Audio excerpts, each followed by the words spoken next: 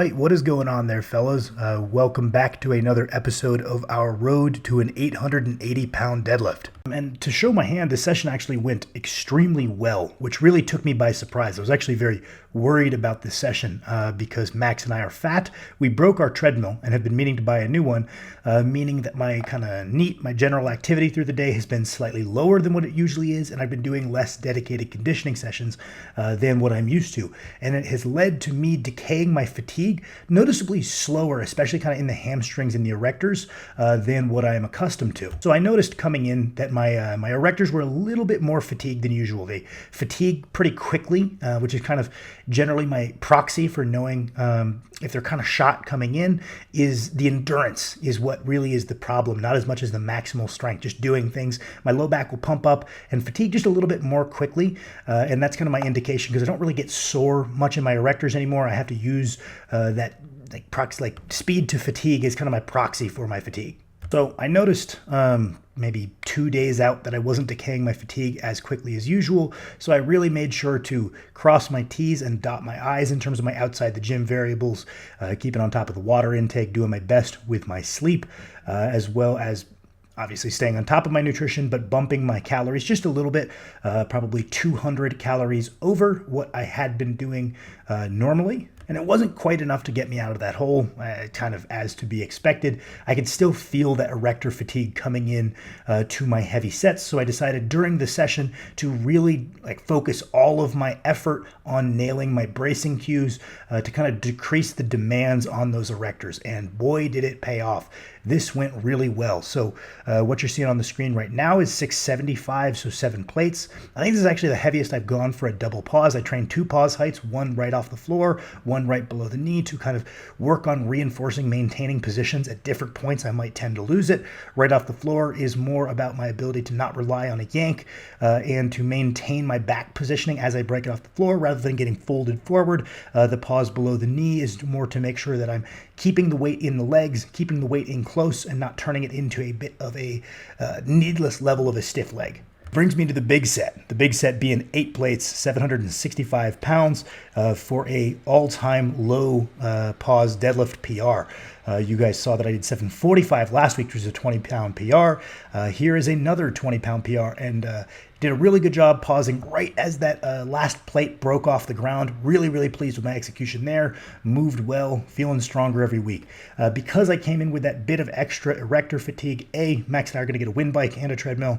Make sure we stay on top of our conditioning as heavier athletes. That is tremendously important because the second your conditioning starts backsliding, you start picking up pain that tends to bounce from spot to spot. And once I fix my knee, is suddenly my shoulder.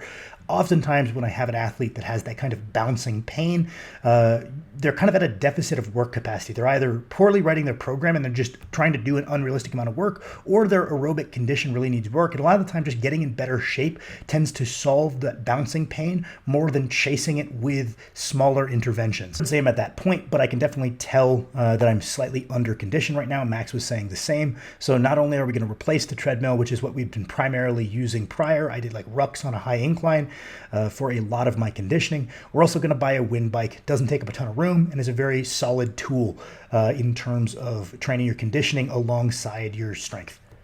Because of that existing erector fatigue, I opted out of doing my usual deadlift back off for once in my life, being a little bit smart and auto-regulating. Just moved on to the front squats, and boy, was I glad I did, because these felt like 1,000,000 pounds. I could feel like I was doing them from a bit of a rounded back position. Ended up being all right. Nothing special, nothing to write home about, but felt pretty good. Then moved on to my kind of standard assistance package for my deadlift, which goes horizontal pull, some kind of knee flexion, vertical pull, some kind of hip extension. For our horizontal pull, we've just been doing low cable rows. I like them. They put me in a position that feels rather relevant to my deadlift. And when I'm doing some kind of non-chest supported row, I can very much feel a difference in how I lock out when I have that little surplus of lat strength in a shortened position. Switch to doing these with the neutral grip mag grip as opposed to the half neutral half pronated handle that I was using. I kind of rotate the handles freely if I feel like I'm not really getting a great mind-muscle connection. As long as the weight is progressing, I'll probably just freely move the handle, not really looking to mirror my deadlift perfectly with an overhand grip here, just looking for good general development in the back and more specifically the lats, because having strong lats makes a hell of a difference with how my deadlift feels. Probably go and rotate back to a dumbbell row as my horizontal pull at some point because I've always gotten really good results out of those. They just seem to work with my anatomy quite well. Right now for our knee flexion of choice, we are doing glute ham raises holding a dumbbell. Only filmed one of my sets here, but I did a set of 8 holding a 20-pound dumbbell, and then I did a set of 12 with my body weight for just 2 working sets.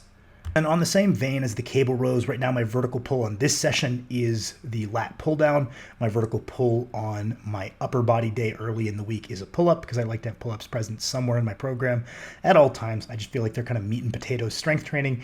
And while there are a lot of ways to skin this cat, I find that going with the simple route of kind of the meat and potatoes things stops me from overanalyzing and changing things too often. It's not that they're hyper more effective than maybe other things. It's that kind of going that meat and potatoes route is a very helpful lens through which I've kind of avoided some pitfalls with my self-coaching. And I got a new 110-pound sandbag for my back extensions, which right now is my hip extension assistance movement of choice. Usually I just like either back extensions, a back attack machine is sick, but I don't have one, or heavy kettlebell swings. That's kind of what I've been doing for my hip extension portion of that assistance package. All right, that's all I got for you guys in terms of footage. Enjoy this super cool picture of Ronnie. If you liked the video, leave a like. If you're not subscribed, subscribe, all that good stuff. And let me know how you guys organize your kind of deadlift assistance package where you can rotate movements. I'm just curious how other people organize it. Kirsten and I are trying to stay on top of checking out the comments, making sure we're in touch with what you guys want to see. Very thankful that she's helping me with it because I am pretty busy.